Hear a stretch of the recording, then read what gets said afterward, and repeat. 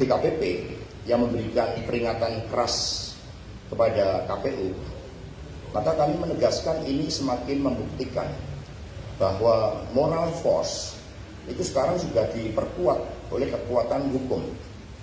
Dan DKPP yang memang memiliki kewenangan terhadap pelanggaran-pelanggaran etik, keputusannya tidak bisa dianggap main-main karena pelanggaran etik itu sangat-sangat serius. Dan ini juga menunjukkan bahwa pemilu ini sejak awal ketika terjadi manipulasi di Mahkamah Konstitusi itu telah menjadi beban bagi pemilu ke depan. Apalagi kemudian disertai karena baru kali ini terjadi ada seorang calon yang menjadi calon wakil presiden masih punya afiliasi secara langsung dengan pimpinan nasional, dalam hal itu Presiden Jokowi. Sehingga di dalam praktek itu menimbulkan begitu banyak persoalan dan keputusan dari DKPP menjadi legalitas dan legitimasi bahwa penetapan pasangan 02 memang memiliki suatu persoalan yang serius. Kemudian ini juga sebagai suatu upaya agar melalui keputusan DKPP tersebut KPU dan Bawaslu betul-betul dapat menjalankan tugasnya dengan sebaik-baiknya. Kita ini banyak sekali local wisdom.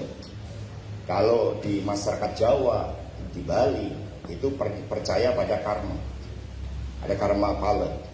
Nah, kalau suara rakyat ini dimanipulasi, itu dalam keyakinan masyarakat Jawa termasuk Bali, bahkan yang ada di Lampung, di beberapa wilayah Indonesia, manipulasi suara rakyat itu implikasinya sangat luas. Itu bisa 7 turunan itu dampaknya. Sehingga kami menghimbau di luar peranatan-peranatan hukum yang memang telah mengikat KPU dan Bawaslu untuk bertindak sebagai penyelenggara pemilu yang baik, pemilu yang menempatkan suara rakyat sebagai hukum tertinggi yang harus ditaati, jangan sekali-kali dilakukan manipulasi bagi kepentingan siapapun. Sehingga KPU dan Bawaslu betul-betul bertindak dengan fair, dengan merdeka, independen, dengan jujur dan mampu menghadapi berbagai tekanan-tekanan siapapun. Ini yang harus dilakukan. Jangan takut ketika KPU, Bawaslu menghadapi tekanan kemudian mendapatkan berbagai konsekuensi, rakyat akan membela. Sebaliknya ketika tunduk di dalam intervensi, maka baik secara hukum, secara etika, maupun dalam peranatan sosial kita, itu ada local wisdom yang dipercaya rakyat bahwa tindakan itu sangat-sangatlah berbahaya. Karena itulah asas pemilu langsung, umum, bebas, rahasia, jujur dan adil dengan keputusan DKPP itu harus menjadi penguat bagi seluruh elemen KPU juga Bawaslu untuk menjalankan tugasnya dengan sebaik-baiknya.